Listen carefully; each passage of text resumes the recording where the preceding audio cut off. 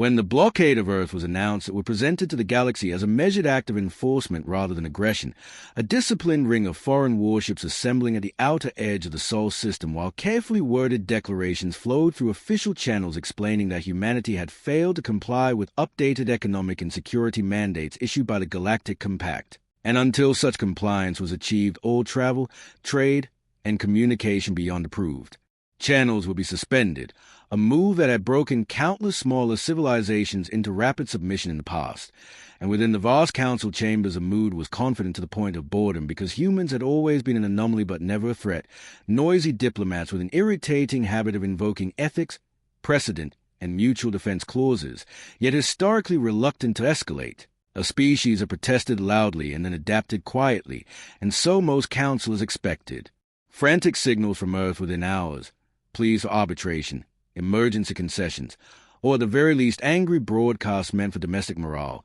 But instead, the Sol system did something deeply unsettling by doing almost nothing at all. No surge of outbound traffic racing toward the blockade line, no encrypted bursts aimed at sympathetic powers, no public outrage flooding the interstellar networks. And the silence unsettled the analysts assigned to monitor human response patterns, because it did not match any known model of economic coercion response. And Admiral Cothran of the Varelian fleet, commanding the largest concentration of ships in the blockade, noted with thinly veiled irritation that human space traffic had not decreased so much as rerouted internally, orbital platforms adjusting, inner system logistics continuing with quiet precision, as if the galaxy beyond the blockade might as well not exist. And on Earth, the announcement of the blockade was received not with panic, but with a strange sense of finality inside government and military command centers, where contingency plans long dismissed as theoretical were quietly activated. And Sarah Mitchell, director of the Terran Strategic Mobility Office,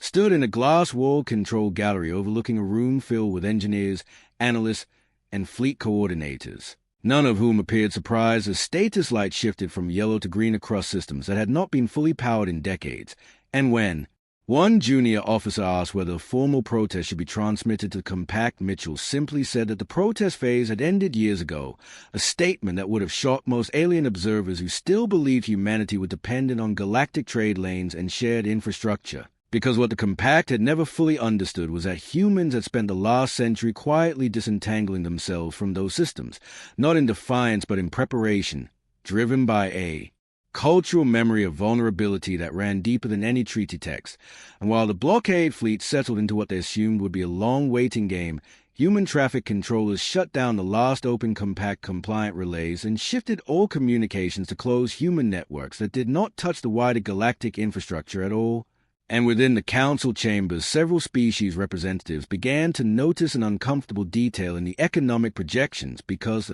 expected cascading shortages on Earth were not appearing in any of the indirect indicators. No spikes in black market activity, no emergency requisitions from Compact-controlled suppliers, no distress signals from human colony worlds. Instead, those colonies also went quiet in the same controlled way, as if they had all received instructions long before the blockade ever formed. And when Councillor Threx of the Hellier Combined finally voiced a concern that perhaps humanity was stockpiled beyond expectation, the suggestion was waved away with confidence, because no species could stockpile indefinitely without access to interstellar commerce. But what none of them said aloud was a more troubling question of where the human fleets were, because even a weak species normally postured in response to a blockade. Yet human warships were conspicuously absent from the edges of Sol, not destroyed, not hiding, simply gone. And Admiral Cothran ordered deeper sensor sweeps only to receive confirmation that human military mass within the system was far lower than intelligence estimates predicted, a finding that initially reassured him until one of his analysts quietly pointed out that the estimates had been based on observable fleets and treaty-registered tonnage, not on anything classified or unregistered. And as days passed, the political pressure within the Compact shifted from satisfaction to irritation, because Earth was not responding, not submitting, not even protesting, simply continuing internal operations with unnerving calm. And when a junior council aide suggested escalating the blockade to include limited interdictions of inner system assets, the motion stalled, because such an action required confirmation that the target species was still operating under Compact jurisdiction. And for the first time in recorded history, there was uncertainty about whether humanity still was, because buried deep in archival records was a little reference clause from the Early days of human admission that allowed for unilateral withdrawal under conditions of existential economic coercion, a clause most council members had assumed symbolic because no species had ever dared invoke it. And yet as the silence rumors stretched on and human trade nodes across known space quietly shut themselves down or transferred ownership to non-compact shells, the uncomfortable realization began to spread that the blockade had not trapped humanity inside Sol. It had merely sealed the door behind a species that had already finished packing and moved on, and the first true note of alarm entered the council chamber not when a human message finally arrived, but when several compact member worlds reported that critical infrastructure contract once quietly maintained by human firms had been terminated without negotiation, automated notices explaining that service continuity could no longer be guaranteed. And as those systems began to fail in small but cascading ways, power distribution, navigation beacons, medical synthesis chains, the galaxy began to confront a possibility it had never seriously considered, that humanity had never been a dependent junior member of the Compact at all, but a foundational one that had deliberately made itself appear replaceable. And the blockade meant to force obedience might instead be the moment the galaxy discovered just how much of its stability had rested on humans who had already decided they no longer needed permission to exist. As the second week of the blockade began, the illusion of control within the Galactic Compact started to fracture in ways that no emergency committee could fully conceal, because while Earth remained silent, the rest of the galaxy was growing loud with secondary effects no one had predicted. And in the council chambers, emergency sessions blurred together as reports stacked up from member worlds experiencing system irregularities that at first seemed unrelated, a jump gate recalibration delay here, a medical synthesis backlog there, a navigation raid drifting just far enough out of tolerance to ground civilian traffic, and each report carried the same quiet footnote that the last maintenance update, optimization algorithm, or redundancy patch had been provided by a human subcontractor whose contract had now been marked terminated without appeal. And Councillor Threx sat through one such briefing with his mandibles clenched as analysts projected dependency maps that revealed an uncomfortable truth, that over the last century humans had embedded themselves not as dominant suppliers but as silent stabilizers, designing systems that other species built upon without ever fully understanding. And those systems had worked so smoothly that no one had questioned why human engineers were always present but rarely boastful. And now as compact authorities attempted to replace those services, the replacement teams discovered that the documentation was incomplete in ways that suggested deliberate design, not sabotage but insulation, systems that could be used by anyone but only fully understood by those who built them. And while legal teams argued over breach of contract, the practical reality was that orbital traffic delays were becoming economic losses, and economic losses were becoming political pressure. And Admiral Cothran felt that pressure directly as his fleet sat idle at the edge of Sol, burning resources while doing nothing because there were no human ships to intercept, no smugglers to chase, no defiant convoys to make examples of, just a quiet star system that seemed to be looking inward rather than outward. And when Cothran requested authorization to move closer to inner system assets, the request was denied on procedural grounds,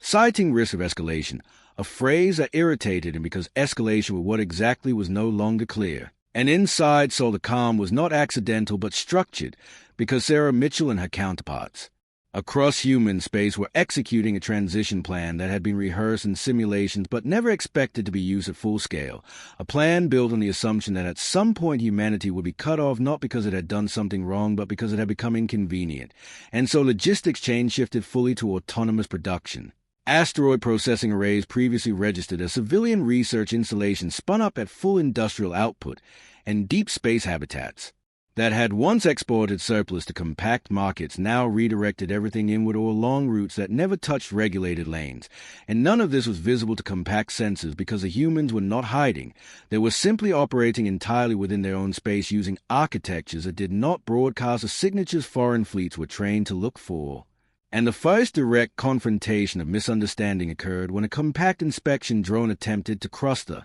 blockade perimeter under the assumption that unmanned probes were exempt, only to be met by a human automated message stating that compact jurisdiction no longer applied within Sol and that further intrusion would be interpreted as a violation of sovereign space. And the drone was not destroyed, merely turned back by a gravitic field so precise it left the compact technician stunned, because it demonstrated a level of control that implied far more capability than humans had ever displayed, publicly And the incident was downplayed in official summaries, but it reached the military intelligence circles quickly, where analysts began comparing notes and realizing that human restraint in the past might not have been due to weakness but choice, and that realization spread uneasily through command structures as fleet officers reviewed historical engagements where humans had avoided decisive force even when provoked, always favoring withdrawal, negotiation, or indirect solutions. And the question that began to circulate in classified briefings was not whether humanity could fight, but why it never had. And that question gained urgency when Outer Rim member states began reporting that their human minority populations were departing in coordinated waves,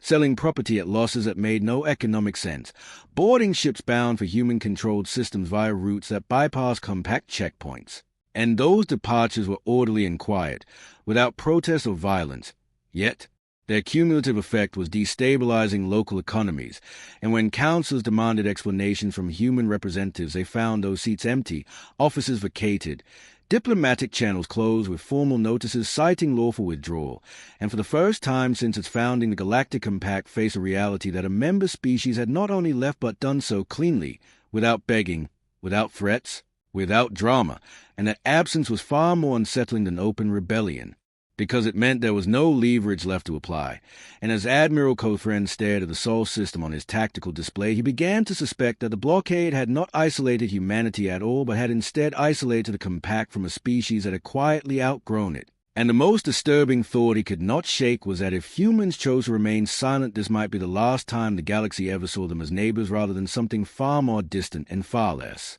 constrained. By the third month, the blockade had lost its original justification and remained in place only because no one within the Galactic Compact could agree on how to remove it without admitting failure, and that paralysis allowed the consequences of humanity's absence to deepen into something structural rather than temporary, because systems designed with human assumptions quietly fail when those assumptions were no longer met. And on worlds far from Sol, the effects were now impossible to hide as navigation errors caused 2 freighters to misjump within a single cycle, medical synthesis queues stretched long enough that non-critical treatments were suspended, and power distribution networks experienced rolling instabilities that local engineers could not fully diagnose, and each investigation circled back to the same uncomfortable origin point that a human-written optimization layer was missing. And Councilor Threx finally authorized a comprehensive dependency audit that had been resisted for political reasons,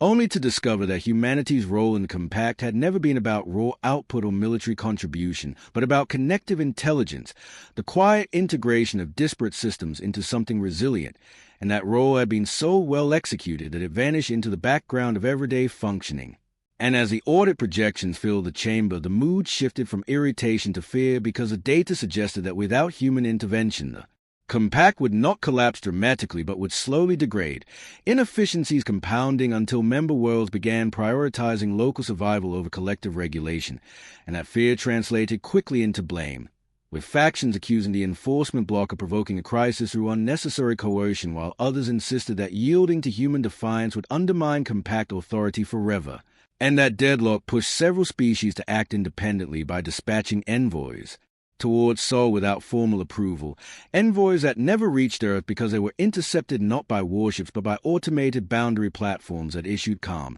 identical messages stating that all diplomatic contact would resume once Compact forces withdrew from sovereign human space, and those messages were delivered without threat or emotion, which unsettled the envoys more than hostility would have, because it suggested a decision already made and no longer open to debate. And Admiral Cothran watched those encounters with growing unease because they revealed a level of preparation inconsistent with panic or improvisation, and when he privately questioned whether humanity had anticipated the blockade long before it was enacted, his intelligence staff could not refute the idea. Only note that human strategic culture placed heavy emphasis on worst-case planning and redundancy, and that the more troubling possibility was that the Compact had acted exactly as humans had predicted. And within Sol, that prediction had become validation rather than alarm, because Sarah Mitchell's office now functioned less as a crisis response center and more as a transition authority overseeing the final decoupling of human systems from galactic frameworks, and her daily briefings were no longer about shortages or defense readiness, but about synchronization, ensuring that colony worlds, deep space habitats, and autonomous fleets were aligned to the same internal standards, and one such Briefing included confirmation that the last compact-compliant jump gate within human space had been reconfigured to human-only protocols, not destroyed but rendered incompatible with external control, a symbolic act that marked the end of shared infrastructure. And the decision was debated internally not because of fear of retaliation, but because it closed the final channel through which the compact could pretend jurisdiction still existed, and when the change was executed, the expected response from the galaxy did not come because there was no clear mechanism left to express it, and that silence was broken instead by unrest on compact member worlds whose populations had grown accustomed to stability without understanding its source, and political leaders who had supported the blockade now faced protests not over humanity but over failing services and rising costs. And attempts to blame human withdrawal rang hollow because the human representatives were gone and the practical problems remained. And in military circles, the discussion grew darker as analysts began modeling worst-case scenarios that no longer assumed human compliance, and those models raised questions no one wanted to answer publicly, because they suggested that if humanity chose to assert itself militarily, the compact would struggle to respond not due to inferior firepower, but due to fragmented coordination, as many of its command and logistics systems had been quietly optimized by humans for interoperability rather than conflict, and Admiral Cothran felt that vulnerability acutely when a routine fleet exercise revealed unexpected latency in shared targeting data, a latency traced back to a human-coded synchronization protocol that no longer updated correctly, and the realization that even the blockade fleet itself was partially dependent on human design shook his confidence more than any hypothetical enemy, and as internal reports crossed his desk he began to question the original assumption that humans were avoiding confrontation out of weakness, because the evidence now suggested they were avoiding it because they did not need it, and that distinction mattered enormously, and the first explicit warning of what that might mean came not from Earth but from a broader conflict on the far side of compact space where a minor power attempted to seize a lightly defended system that had once relied on human mediation, only to discover that the deterrent presence humanity had maintained there was gone, and the resulting skirmish escalated rapidly because no stabilizing influence intervened, and when compact forces arrived late and disorganized, the damage was already done, and observers noted with uncomfortable clarity that humanity's absence did not create peace through fear but chaos through imbalance. And that realization finally pierced the political fog, because it reframed the blockade not as discipline imposed on a junior member, but as a removal of a load bearing species from a structure that had never acknowledged how much weight it carried, and as emergency proposals circulated to reopen talks and de-escalate the blockade, the central question became whether humanity would even care, because everything observed so far suggested that humans were not waiting for permission to return.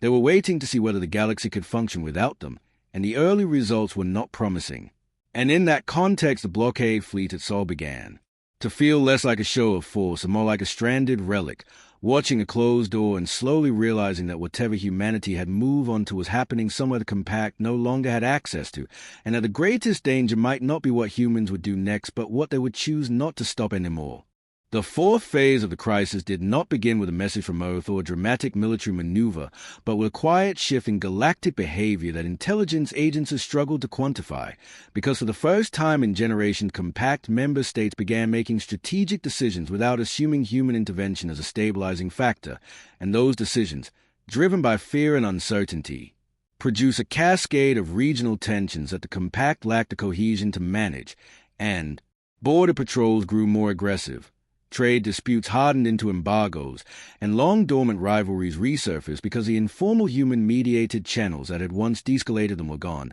and the irony was not lost on veteran diplomats who remembered how often humans had been dismissed as soft or overly cautious, because now that caution was revealed as a glue that had held competing interests in balance. And Council of Threats convened a closed session where the dependency audit was expanded beyond infrastructure to include conflict mediation records, revealing that in nearly 40% of interstellar disputes over the last century, a human envoy or advisory team had been involved at some stage, often informally and often without taking credit, and those interventions had prevented escalation not through threat, but through exhaustive analysis and creative compromise. And that pattern reframed humanity's restraint as deliberate policy rather than incapacity, and While that revelation unsettled the Council, it did nothing to solve the immediate problem that the blockade remained in place and humanity remained silent, and pressure mounted to either escalate or withdraw. Yet escalation was increasingly unattractive because military assessments now openly acknowledged that human capabilities were largely unknown, with fleet registries incomplete and technological baselines outdated by decades.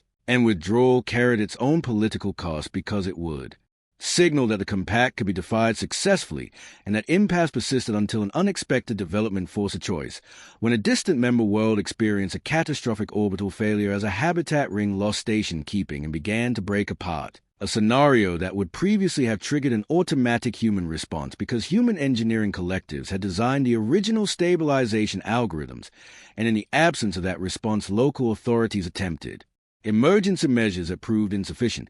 And as the habitat's descent became irreversible, a human signal finally appeared on open channels, not from Earth but from an autonomous rescue fleet that had entered the system without compact authorization, and the message was brief and procedural, stating that humanitarian intervention was underway and requesting that all compact forces stand clear. And that intervention unfolded with clinical efficiency as human ships deployed gravitic anchors and modular habitats, saving millions of lives in a matter of hours, and the footage spread across the galaxy faster than the Council could suppress it. And with it came the realization that humanity had not withdrawn from the galaxy out of indifference, but had redefined the terms of its participation,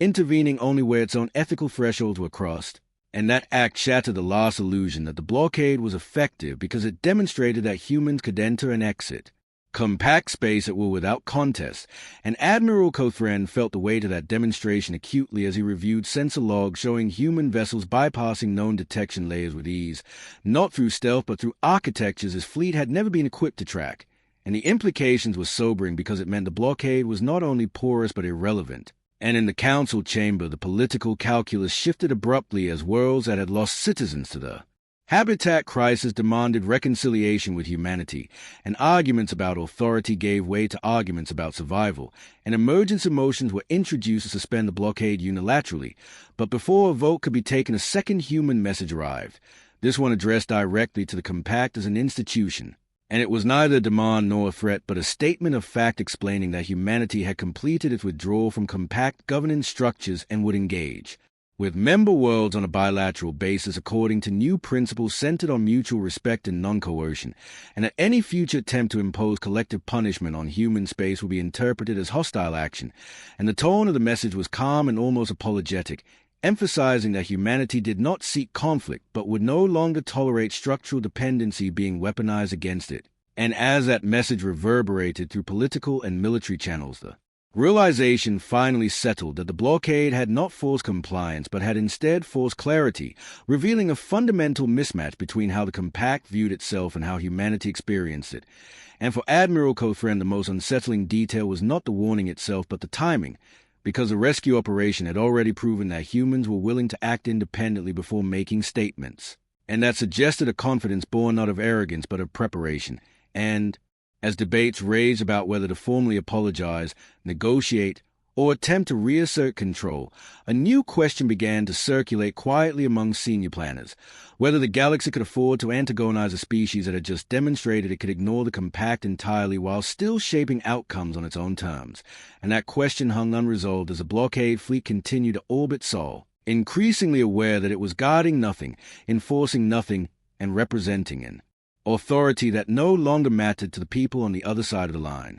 The fifth stage unfolded not as a single decisive moment, but as a gradual realignment that made the old order visibly obsolete, because once humanity's bilateral framework became public knowledge, individual world began approaching human representatives quietly and then openly, seeking technical assistance, mediation, and trade agreements that bypassed the compact entirely. And those approaches were met not with triumph or exploitation, but with standardized responses outlining strict terms of engagement that emphasized transparency, local autonomy, and non-coercive exchange. And the consistency of those responses revealed that humanity had not improvised its exit strategy, but had drafted an alternative model long in advance, one that treated power not as something to be displayed, but as something to be constrained. And for many smaller worlds, that approach was deeply appealing because it contrasted sharply with compact enforcement culture, and as those bilateral relationships multiplied the compact's authority, eroded in practice even as it remained intact on paper, and Councillor Threx watched voting bloc fracture as member states abstained from enforcement measures they no longer believed in, and attempts to punish defectors failed because the economic interdependencies that once made such punishment effective were unraveling under the same logic that had enabled human withdrawal. And within military circles, a concern shifted from potential conflict with humanity to the risk of internal fragmentation, because fleets trained to operate under unified command now face the possibility of being deployed against former allies for reasons that no longer align with local interests, and Admiral Cothran confronted that reality when several captains under his command requested clarification on whether they were authorized to engage human vessels if encountered beyond Sol, a question that had no clear answer because the political leadership had not decided whether humanity was still an adversary, a partner, or something else entirely, and that ambiguity was dangerous in its own right, and within Sol the human response to this galactic realignment remained deliberately understated, with Sarah Mitchell's office declining public commentary while quietly expanding liaison teams and standardizing protocols for external engagement. And those protocols were designed to limit human exposure to external instability as much as to assist others, reflecting a strategic choice to avoid becoming the new center of gravity that the compact had once been, and that restraint confused analysts who expected humanity to capitalize aggressively on its newfound leverage. But internal documents made clear that the goal was not dominance but insulation, to ensure that no external system failure could again cascade into human space through political pressure. And the clearest demonstration of that philosophy came when a powerful trade consortium offered humans preferential access in exchange for exclusive contracts,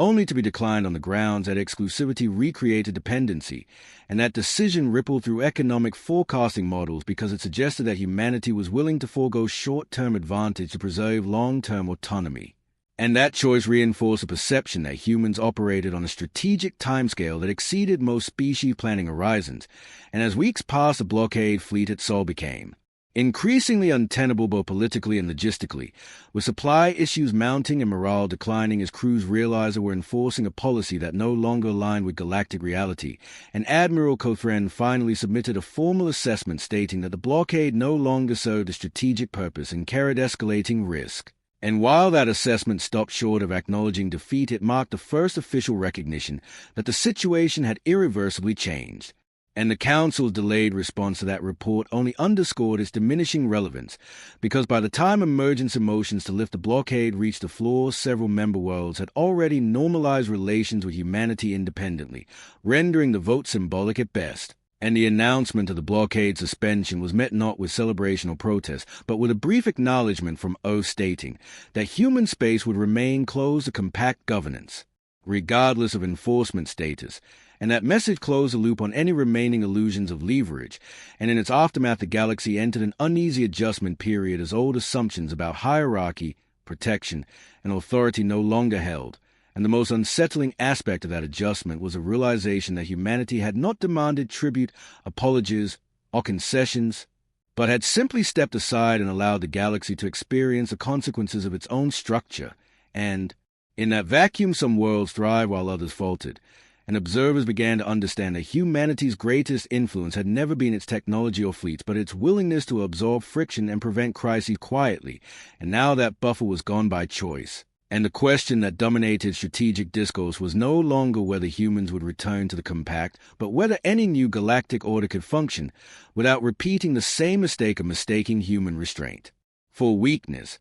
And as Admiral Cothran prepared his fleet for withdrawal, he looked one last time at Sol and understood with uncomfortable clarity that the humans behind that closed border were not waiting to be reaccepted. They were watching, learning, and deciding who in the galaxy was capable of meeting them as equals rather than overseers. The sixth phase began after the blockade fleet withdrew and left behind not relief but a vacuum of expectation, because the galaxy had grown accustomed to reacting to human responses rather than initiating its own stability. And once that external pressure was removed, the disparities between worlds widened rapidly, with some adapting to bilateral cooperation and decentralized problem-solving while others clung to compact authority that no longer carried real weight, and this divergence produced A patchwork of outcomes that intelligence agencies struggle to predict, and in that uncertainty, the first serious test of humanity's new posture emerged when a regional coalition attempted to forcibly annex a resource-rich system whose former human-mediated neutrality had lapsed. And the conflict escalated quickly because neither side trusted compact arbitration,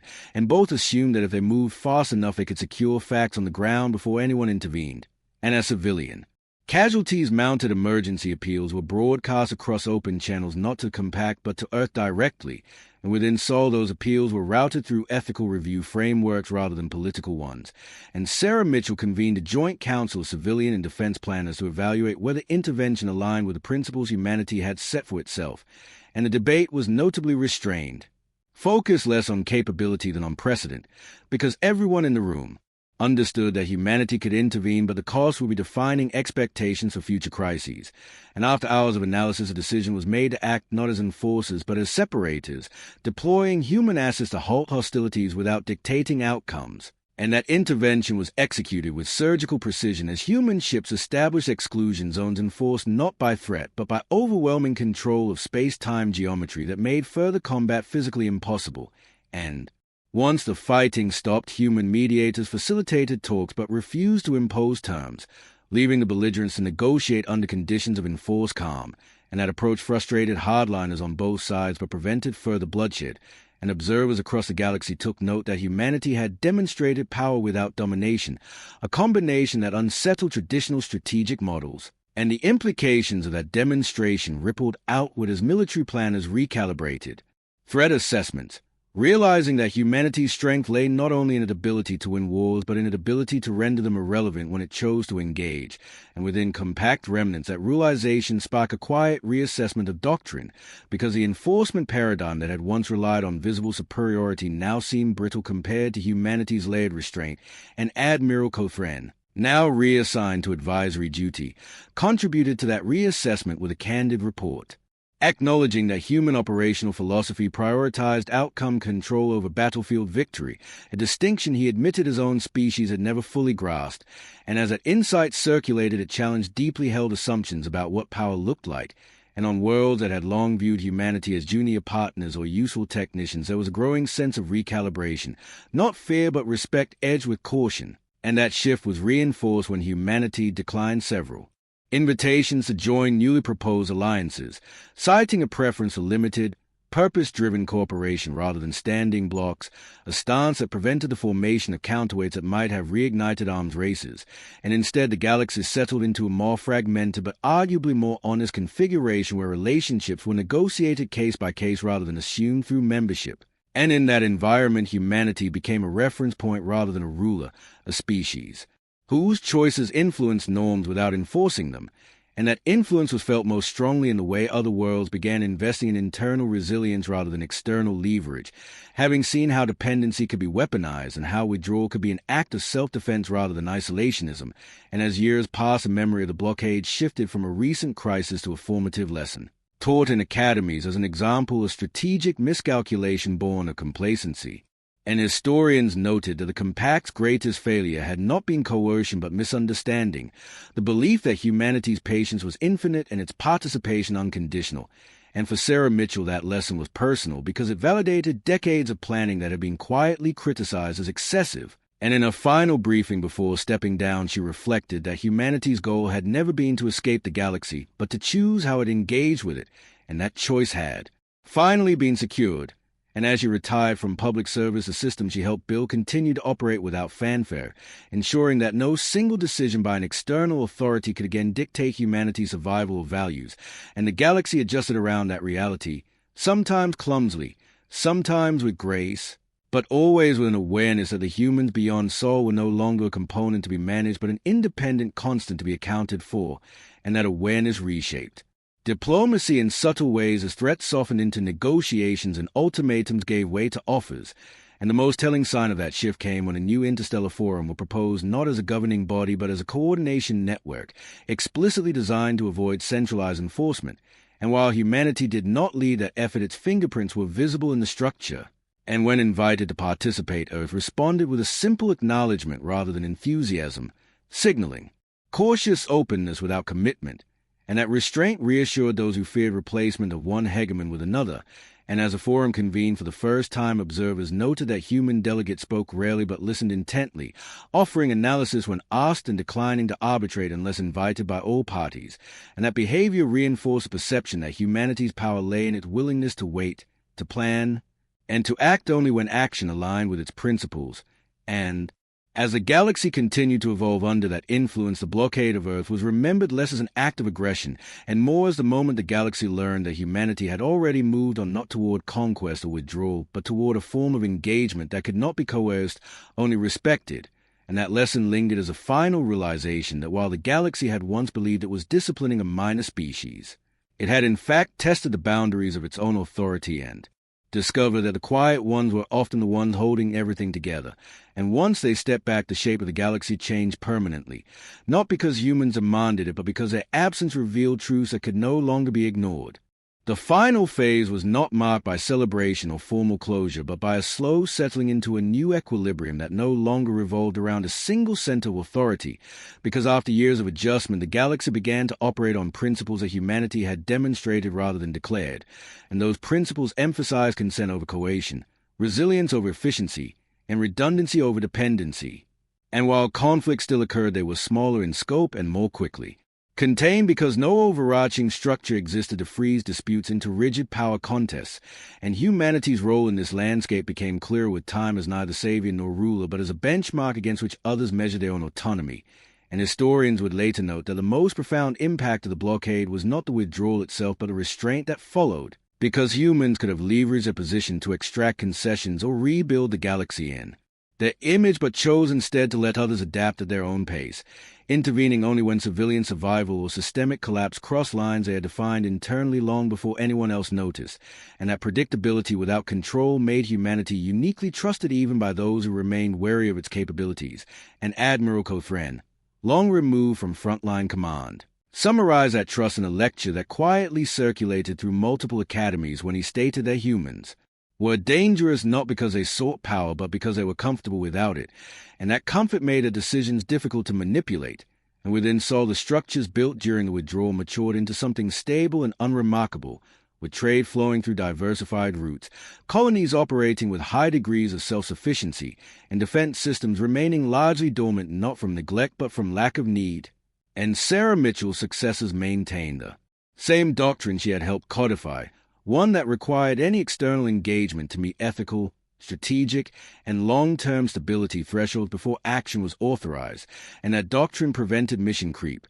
and ensured that humanity did not become the silent backbone of another fragile system. And over time, even the most skeptical observers acknowledged that the galaxy was healthier for it, more fragmented but less brittle, and when a new generation of species emerged onto the interstellar stage, they encountered humanity not as a cautionary tale or a myth, but as a neighbor that listened more than it spoke and acted only when necessary. And those first contact encounters were markedly different from humanity's own early experiences, because there were no ultimatums or rankings, only mutual assessments conducted without assumption of hierarchy. And the legacy of the blockade persisted mostly in archives and training simulations as an example of how misjudging intent could be more dangerous than misjudging strength, and the phrase humans had already moved on became shorthand for strategic complacency across multiple languages, and it carried a warning embedded within it that restraint should never be mistaken for dependence. And on the anniversary of the blockade's Endo transmitted no commemorative message, held no ceremony, and issued no statement,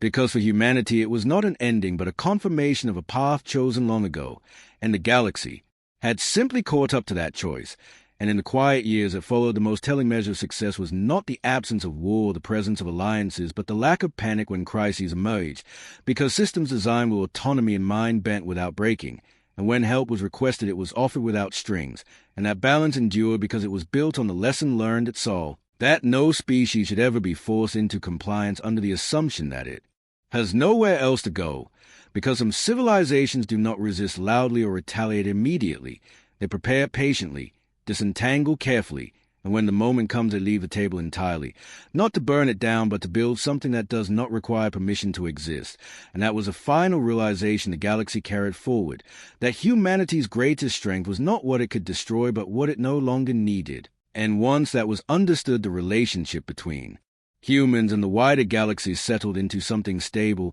cautious, and genuine, not because of treaties or fleets, but because everyone involved finally recognized that respect was not enforced by blockades. It was earned by understanding why the Quiet Ones had chosen to move on in the first place.